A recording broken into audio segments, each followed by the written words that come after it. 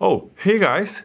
After doing the extreme minimalism internet week by going 5 days without any internet, I went on a tear. I watched every video I can, I scrolled and I liked as much as I wanted.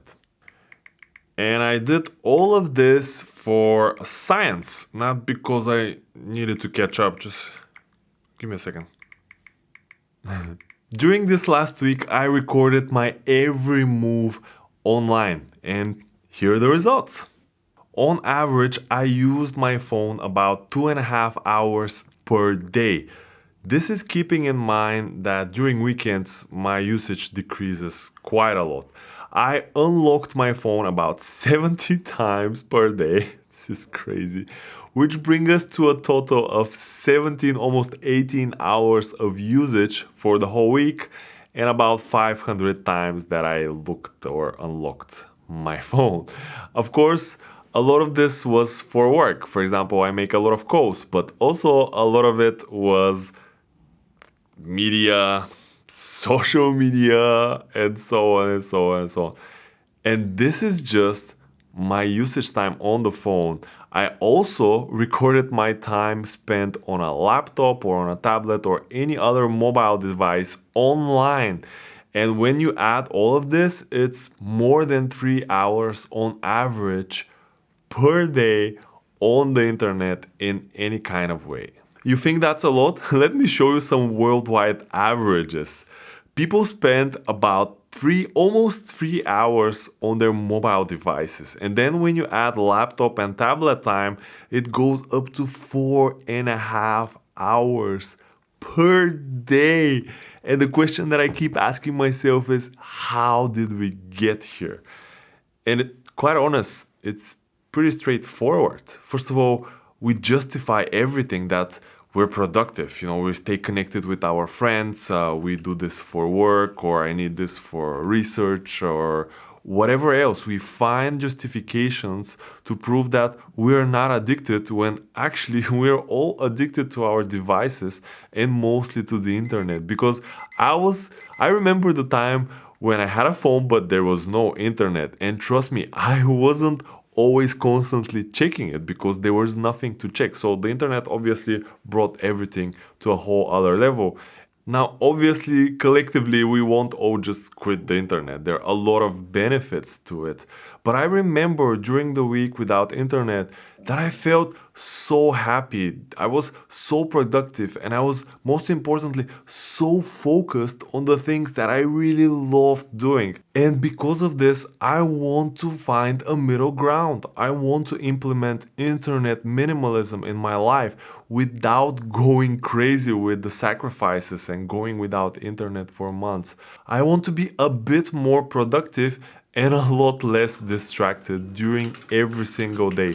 And my goal is quite simple: to increase my productivity time by just 1 hour per day. When you say it like this, 1 hour is not that much, but obviously I have to make a lot of adjustments. But before I tell you what kind of adjustments I will be making, let me show you what 1 hour per day more can mean for your life. You can easily listen one whole book in a week, or you can work out around 4 or 5 times during this week. You can focus on something else, developing a craft. And imagine this: you can absolutely learn a new foreign language for 1 year. Erholsame Kreuzfahrt, Herrschaften. Mein Deutsch ist perfekt. And forget about productivity. Maybe you're not a productivity freak like me or trying to acquire new skills. If you're suffering from lack of sleep or anything, this is one more hour per sleep that could bring you to the total of 8 hours. Or you can see 2 or 3 friends per week that you always claim that you never have the time for. Well, actually, we all have the time. It's just that we're investing it in so many distractions. When you put all of this into perspective, you realize the power that you can have in just 1 hour per day. And I wanted to make all the adjustments very easy. I wanted to make the system of internet minimalism extremely easy for me to follow, and I didn't want to rely on my instincts because, with this addiction that I have, it's constantly in my hands, and it's like it's really hard it's really struggle. So I wanted to create the environment that will make it easy for me to gain this 1 more hour per day. And that required to go a little bit deeper into the analytics because maybe I'm below the average. I don't have that big of a internet consumption, but still, I spent a total of minute and a half on Twitter. Yeah, sure, that's not a lot of time when you put it into the whole perspective. But actually, I received like 3 or 4 or 5 notifications per day from Twitter, and I just scroll in this magical window on top and I just check these notifications. I just read through them. And every time this happens, I need to regain my concentration back on whatever I'm doing. And this takes, let's say, another 5 or 10 minutes, or maybe I'll jump into something else like a Facebook or YouTube or whatever, or I want to read the article in detail. And this goes into this time pit that it steals it away from me. And it's just, just 1 minute or just one notification can really push you over the board for the next 10 or 15 minutes. And when you have, like me, 60, 70 notifications per day, this is crazy. And this brings me to the very first thing that I'm implementing in my life. And that is getting rid of most of the notifications. When I was going a full 5 days without the internet, I realized that when I turned back my internet on, 95% of the notifications were not super important. And at least 60% of these notifications I could skip altogether. So I cleaned up all notifications and all apps that I'm not going to use or I don't consider vital. For example, LinkedIn is constantly sending me some kind of notifications. And although I'm a huge fan of the platform, I'm just gonna delete it from my phone and then I'm gonna schedule some time on the computer or somewhere else to just check them. Same goes with Instagram and with Twitter, and I'm also going to limit all kinds of other apps that are not social apps that send me some kind of notifications because in your mind you always have this, it's even a reflex nowadays that when your phone rings and you're just off to the races, you want to check who's writing you, you want to see what's going on, you want to be sure that you're not missing on something. And if you want to help yourself dealing with this reflex, the next thing I'm implementing, and you can also consider, is turning on do not disturb or any kind of focus mode that you have built in on your phone. And I'm not talking about the whole day, but especially for the periods that you need to focus and you need to work on something important. It might be like 30 minutes, it might be like 40 or just an hour or whatever. When you do this, it's magical because you, at some point when you're in the zone of the thing that you're doing, you just forget about your phone and all the things that are going on. And something that can also help you, because I've seen myself, for example, I don't hear a notification, but I see my screen lighting up, which is also taking me away from the task that I'm doing. So I just did a very simple hack. I just turned off my screen for notifications. So instead of lighting up, it just has this notification light, which I think every phone has.